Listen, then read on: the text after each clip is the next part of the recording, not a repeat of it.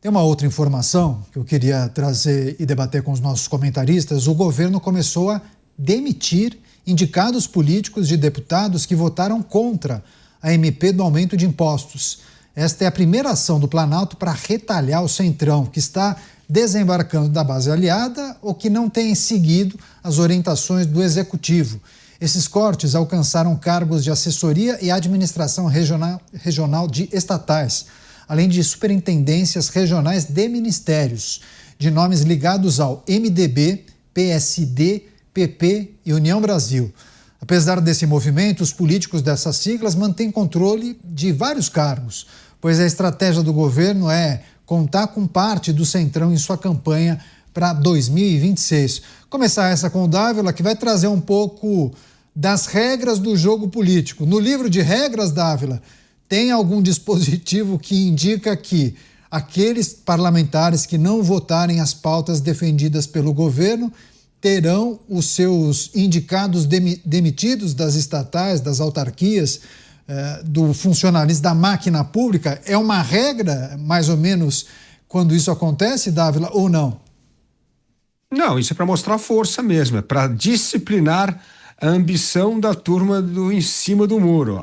Vão ter que decidir se vão apoiar o governo ou se vão apoiar o candidato à oposição.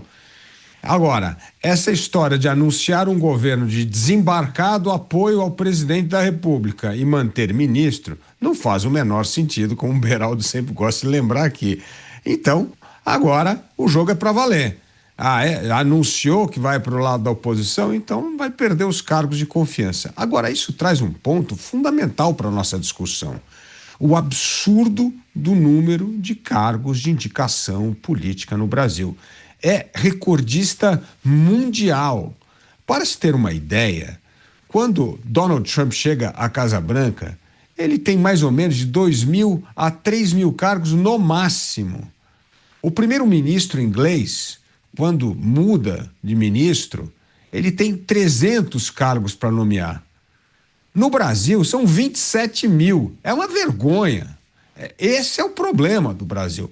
O Brasil é um verdadeiro loteamento político à gestão pública. Para indicação política, a maioria das indicações sem competência alguma, apenas uma moeda política para retribuir fiéis aliados que ajudaram nas eleições dos representantes do povo. É vergonhoso, nós precisamos acabar com isso. Isso cria enorme disfuncionalidade no Estado brasileiro. Nós precisamos de uma reforma administrativa para garantir uma burocracia profissional, impessoal, de gente competente. Essa história de lotear o Estado brasileiro a cada eleição para acomodar aliados é imoral, é uma aberração política e é um suicídio administrativo. Pois é, um movimento que passa longe da eficiência que todos cobram, né? Estamos falando em reforma administrativa, mas se a banda continuar tocando dessa forma, vai ser difícil. E é curioso, viu, Beraldo, porque a notícia diz o seguinte: apesar desse movimento, os partidos políticos mantêm o controle de autarquias, setores dentro da administração pública. Então é quase um fique esperto, né? Quando o governo decide demitir alguns, é quase um tapinha na cabeça. Fique esperto que você pode perder o controle dessa estatal. Mas como é que fica essa dinâmica? Porque o governo não descartou completamente contar com esses partidos do Centrão para o projeto de reeleição em 2026, né? É um jogo de perde um pouquinho, tenta ganhar lá na frente, enfim, é uma disputa dia a dia, né? Canhato, isso é um retrato dessa deplorável dinâmica que existe na política brasileira. Sinceramente, qual é a chance desse governo absolutamente irresponsável do ponto de vista fiscal, que precisa aprovar pautas no Congresso, não pautas que dizem respeito à melhora da eficiência pública, mas pautas que dizem respeito ao aumento da arrecadação, quer dizer, obrigar o brasileiro, nós, a pagarmos ainda mais impostos para o governo. O governo depende disso e para que ele consiga avançar com essas pautas, ele precisa desses mesmos partidos que agora ele está passando esses recados, como você falou, né? Dá um fica esperto aí nesses partidos.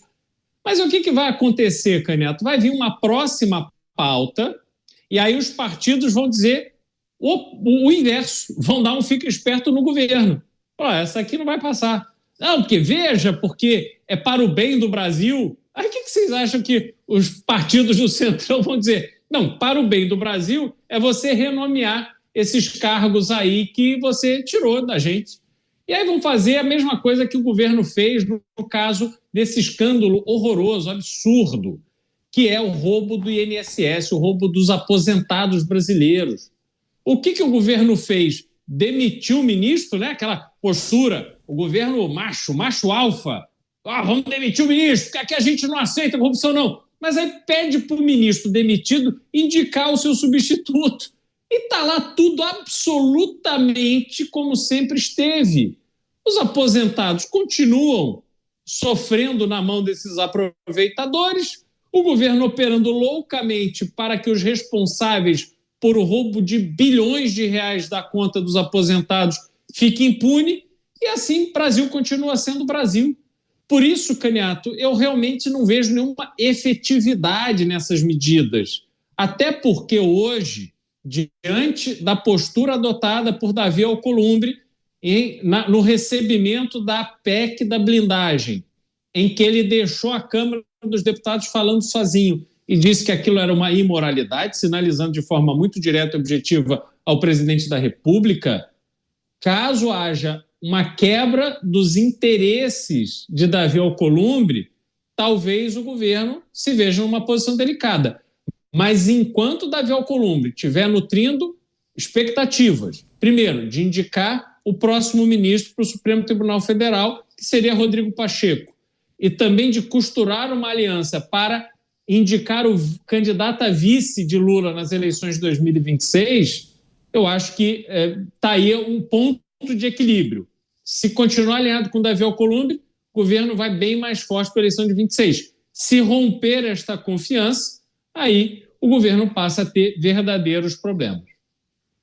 Eu acho que esse aspecto destacado, ou esses aspectos, essas informações certamente vão ditar se esses partidos, ou no caso União Brasil, estará de mãos dadas ou não com o governo. Mota, olha o que a Renata escreveu, bela estratégia. Centrão agora se sente mais à vontade para desembarcar totalmente. Será que o Centrão consegue? Porque temos muitos meses até lá, né? Você, Mota, o que é preciso considerar em relação a essas demissões que foram feitas para enviar um sinal para esses partidos do centro a partir do momento em que os deputados não votaram como o governo esperava? Eu acho que o sinal foi enviado para o eleitor, para o pagador de impostos.